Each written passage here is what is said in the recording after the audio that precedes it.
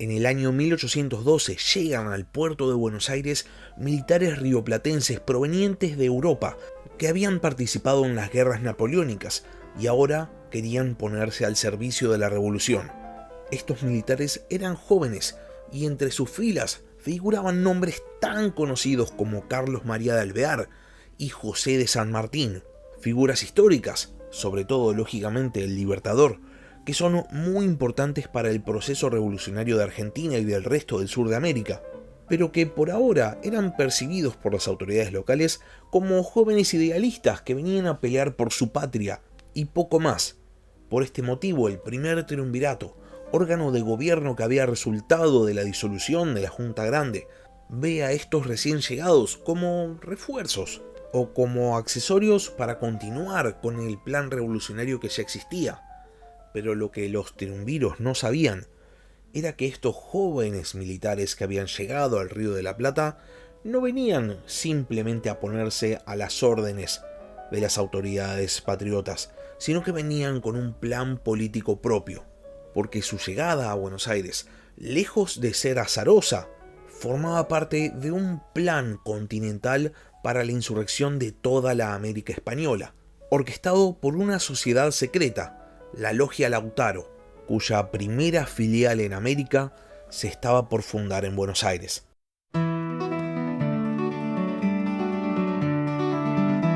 Hola a todos, sean bienvenidos al podcast de historia La Barba Roja de Barba Roja.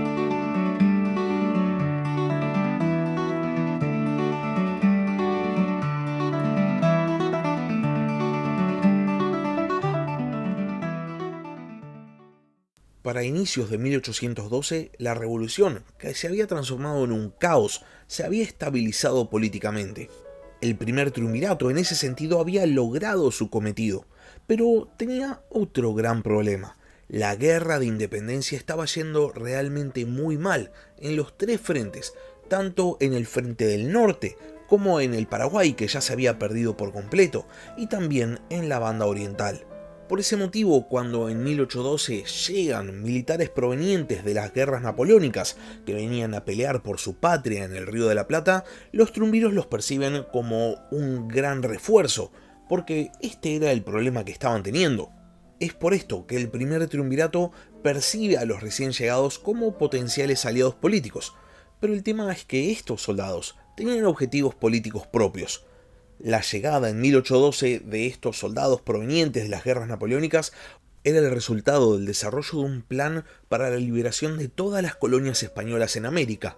Este plan se había desarrollado en Europa y había sido coordinado por muchos patriotas americanos que tenían una cosa en común: su pertenencia a la llamada Logia Lautaro, que había sido fundada en Cádiz en el año 1811.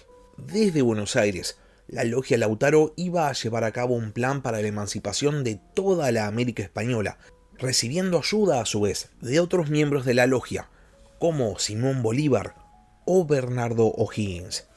Cuando Carlos María de Alvear y José de San Martín llegan al Virreinato del Río de la Plata, encuentran una situación política bastante propicia para la expansión de la logia, no solo porque el triunvirato los veía como aliados, sino también porque había otros descontentos con el gobierno de Buenos Aires que estaban dispuestos a unirse rápidamente a sus filas.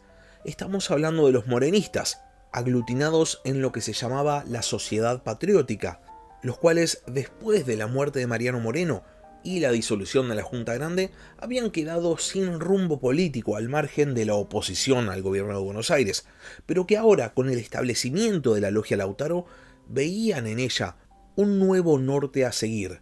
Y esto tiene un motivo fundamental: la Logia Lautaro, que había sido fundada siguiendo a la masonería, que de hecho había adoptado hasta la estructura de la masonería, sostenía como valores fundamentales el racionalismo y la ilustración, dos conceptos a su vez muy relacionados con la Revolución Francesa que tanto había admirado Mariano Moreno. Por este motivo, la fundación de la Logia Lautaro se ve casi como una conclusión lógica para los morenistas, que no dudan un segundo en unirse a sus filas.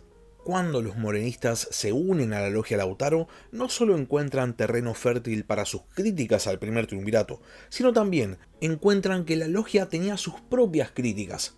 El primer triunvirato había cumplido su función, había logrado estabilizar la revolución, que se encontraba antes del triunvirato en una enorme crisis política, y en ese sentido los triunviros habían sido exitosos. El tema es que habían descuidado completamente la guerra de independencia.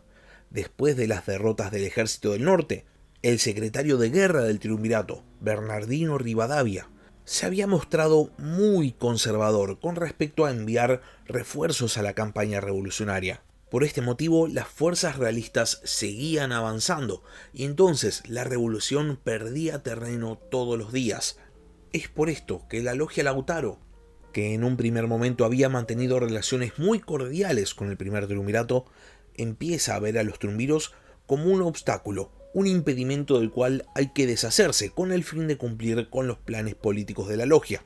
Por este motivo, cuando Rodríguez Peña, un molenista miembro de la logia, sugiere a San Martín que tal vez había que deshacerse del primer triunvirato, el futuro libertador no lo duda un segundo y decide comandar a su regimiento de granaderos a caballo y a otros regimientos milicianos de la capital a la Plaza de la Victoria, la actual Plaza de Mayo, exigiendo al triunvirato que se convoque a cabildo abierto y se elija un nuevo gobierno.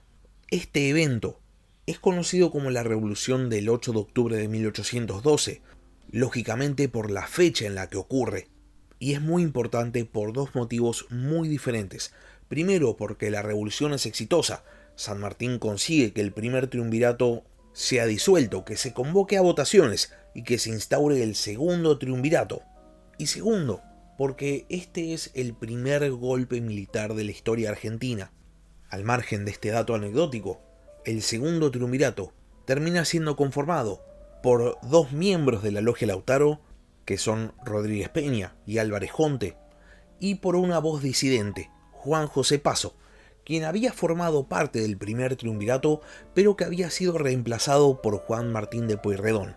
Con respecto al primer triunvirato, el propio Pueyrredón y también Rivadavia terminan siendo encarcelados, enjuiciados y después desterrados.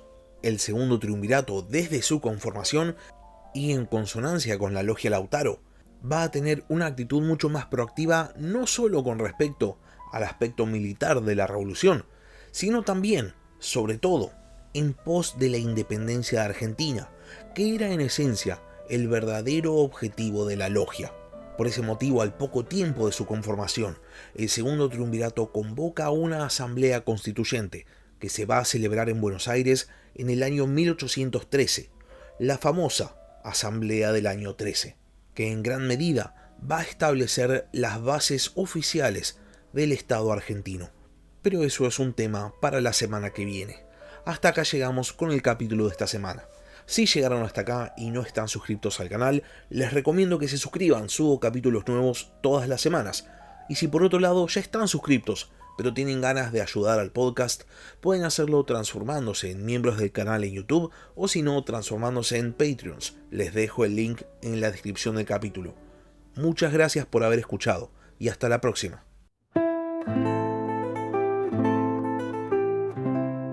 Gracias por escuchar La Barba Roja de Barba Roja. Si tenés alguna pregunta o simplemente querés hacer un comentario, no dudes en escribirme al mail del podcast, labarbarrojadebarbarroja@gmail.com. Hasta la próxima.